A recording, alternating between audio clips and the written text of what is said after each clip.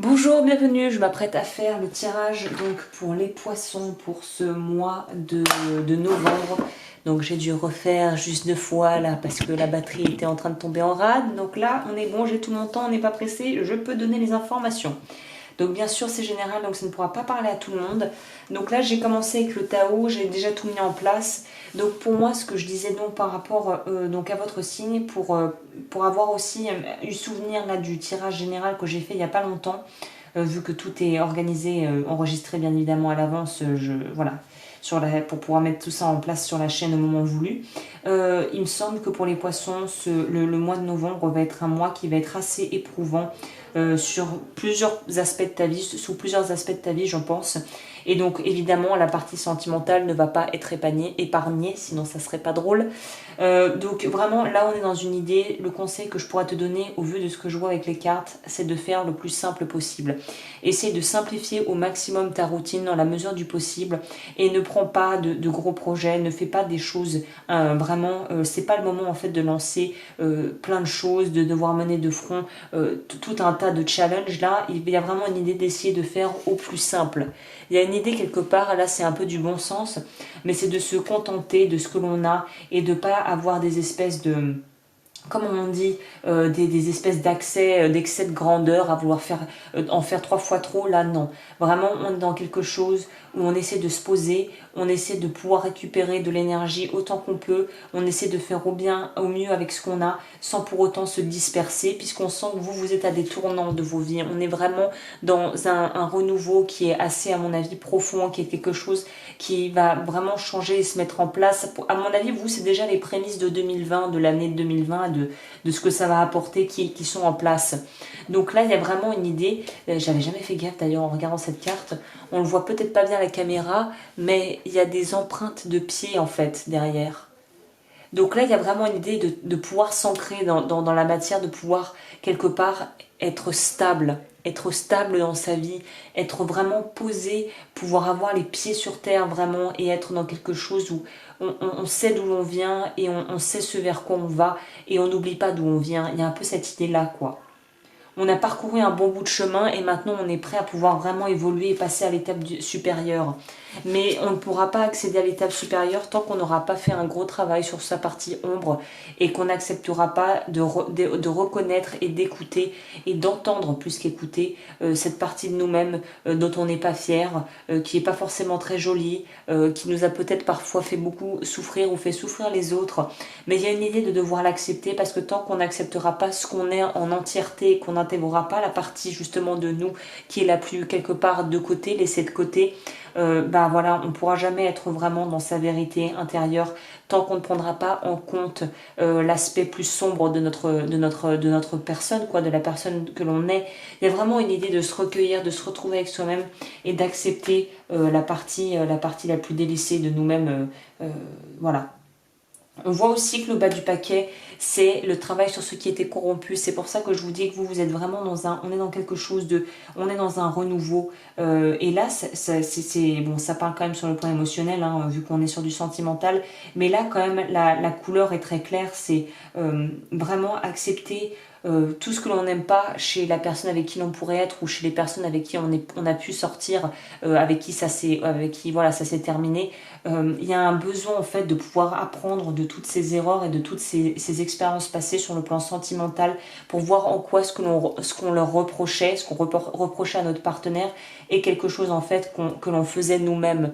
Il y a une idée de faire preuve d'humilité de ce côté-là, de pouvoir aussi accepter ses torts et ses défauts et ne pas se flageller ou comment dit-on, se culpabiliser, mais accepter déjà que ça soit là et que c'est peut-être des choses que tu as apprises durant ton enfance, des schémas que tu répètes, et déjà d'accepter qu'ils soient là, c'est faire une grosse partie du boulot. Ne plus les nier, ne plus les renier, c'est déjà faire une grosse partie du travail.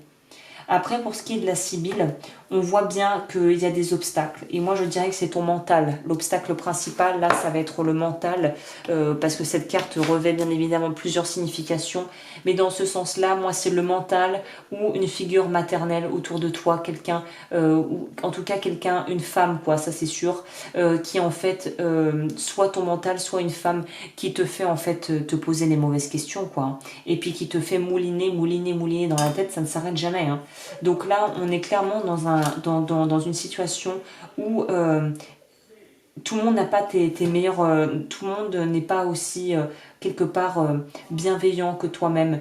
Donc il y a vraiment une idée quelque part de devoir... c'est pas être prudent. Pas se refermer sur soi et se refermer dans sa coquille et ne plus vouloir voir personne, mais être prudent et faire preuve d'un peu plus de bon sens et de sagesse, comme cette vieille femme. On n'est pas pressé, on observe la situation, on étudie la situation et on est dans une espèce un recul, une mise en retrait qui est nécessaire. C'est-à-dire que si tu es dans une espèce, tu as l'impression d'être pris dans un tourbillon de gens, de choses, de situations qui arrivent, là on te dit de prendre du recul et de voir vraiment la vérité, pour fendre le mensonge avec la vérité, quoi, quelque part.